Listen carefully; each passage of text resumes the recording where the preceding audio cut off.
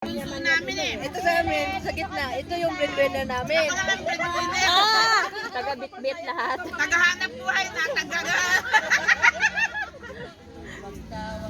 Ang saya-saya lang. Ay, Singgay. Ayan, ang aming food. Ang aming food ay butane. Ubos. Ubos. Isang galon pa lang ang naubos. Diyan ba ako? Ang mga sinabi mo na ako'y hindi Totoo ba yan? isang katulad mo. Totoo yan, ha? Nilabasan. Ang mga Patsol. sinabi mo. Bam. Iba yung term, bebe. Kain. Saan yung gloves mo? May gloves kayo. Ate Sing, bigyan mo ako kanin. Lagay mo din dito. Hello. Marami kanin.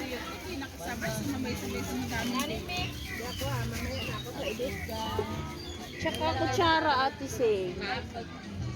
Kung ito, kahit nung unay ayaw ko sa'yo.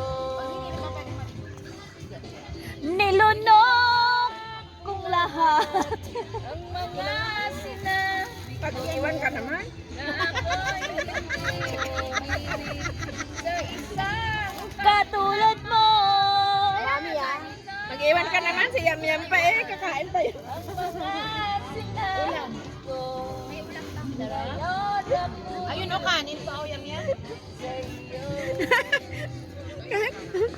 Kahit sumakay ka pa dito. Kahit sumakay ka pa dito, Marco. Wag. Tanungin mo kung sino naghiwa niya na yun.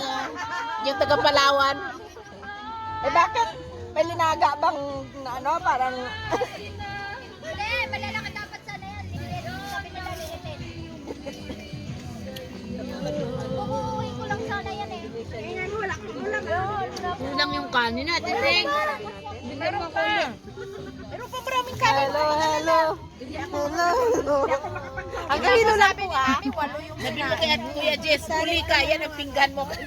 Ayan ang pinggan niya. Ayun o, may tissue yan. Yung pinagagawa ko dito. Nilipat sa ilalim. ka na kaya para sabay-sabay. Sabay!